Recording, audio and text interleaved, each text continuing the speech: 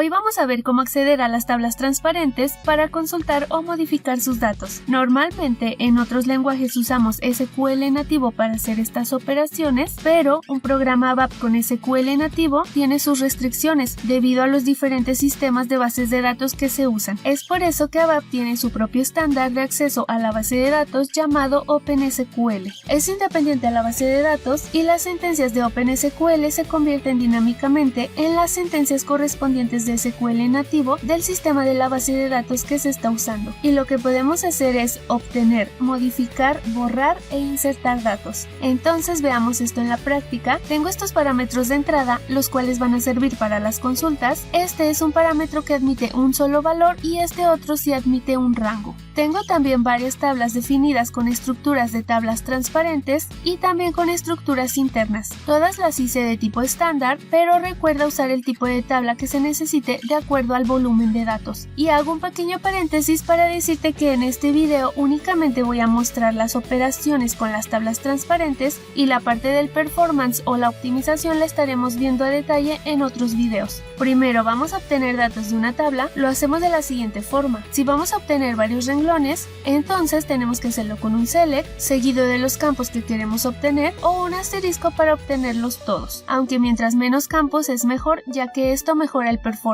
Después le decimos de dónde lo vamos a obtener, de qué tabla, le indicamos que el resultado lo va a guardar en una tabla interna y después la condición del select, en la cual podemos usar valores fijos o valores dinámicos que provengan de una variable, un parámetro o un rango. Acá tengo este otro select en el cual solo obtengo algunos campos y la estructura de la tabla interna donde los va a guardar tiene esos campos en el orden en el que los estoy consultando. Y esto es muy importante porque si los consultas en otro orden va a querer guardar por ejemplo PLNR dentro de Bookers y como son de diferente tamaño o diferente tipo también te va a mostrar un error o te va a guardar el dato incompleto. Y para evitar este problema tenemos la sentencia into corresponding fields y con esto los campos obtenidos se van a acomodar en el campo correspondiente de la estructura o tabla interna. Y aunque no está mal y no afecta tanto el performance, es mejor tener la estructura con los campos y consultarlos en el orden en el que están en ella.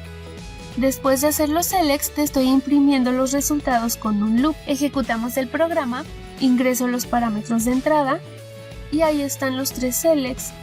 En el caso de que quieras seleccionar un solo renglón, tenemos que indicar que es un select single, los campos a obtener, de qué tabla los va a traer. El resultado lo podemos ingresar en una estructura o también en variables de la siguiente forma. Y finalmente la condición, pero debes de tener cuidado ya que si hay varios registros que cumplan con la condición, la consulta solo te traerá el primero que encuentre. Si no usamos el select single, este select se convierte en un ciclo y lo tenemos que cerrar con el select. Lo que hace este ciclo es que va a estar recorriendo toda la tabla transparente y en cada iteración nos traerá un registro diferente que cumpla con la condición, pero esto no está para nada bien y no es óptimo. Solo te lo menciono para que lo sepas interpretar si es que lo ves, pero no lo uses, ya que si quieres recorrer varios renglones de la tabla transparente es mejor obtener todo en una tabla interna y después ya recorres cada registro de la tabla interna con un loop. También podemos hacer joins de esta manera y aplica lo mismo, tenemos que obtener solo los campos necesarios. Después le decimos de qué tabla se hará el join, le podemos asignar un alias a cada tabla, aquí indicamos cómo se relacionan esas tablas, después indicamos en dónde se guardará el resultado y la condición where. Y si el campo que estás usando existe en todas las tablas, entonces tienes que indicarle de cuál de las tablas va a tomar o consultar el dato.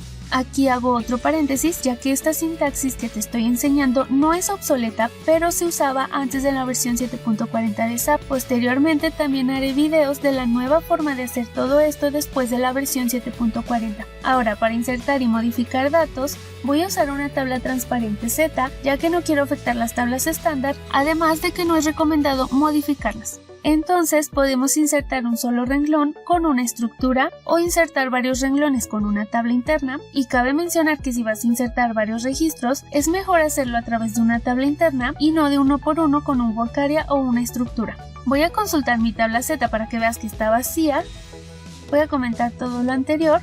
Ejecutamos el programa, ya lo insertó, si visualizamos esta tabla Z de nuevo ya contiene el renglón que inserté.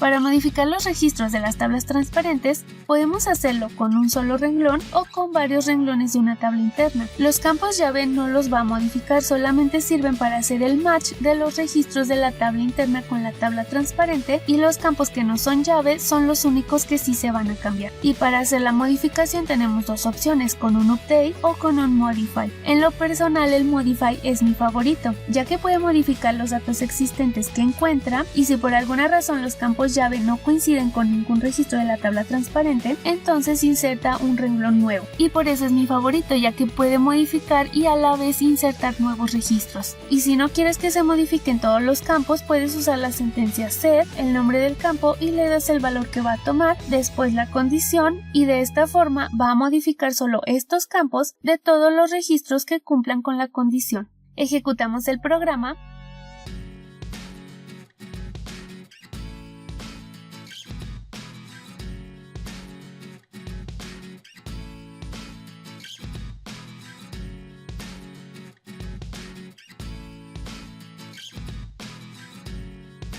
Y finalmente, para eliminar datos lo podemos hacer así. Se pueden borrar todos los registros que entren en una condición, o borrar un solo renglón que coincida con este work area o esta estructura, o incluso podemos borrarle varios registros a la tabla transparente con una tabla interna. Ejecutamos el programa.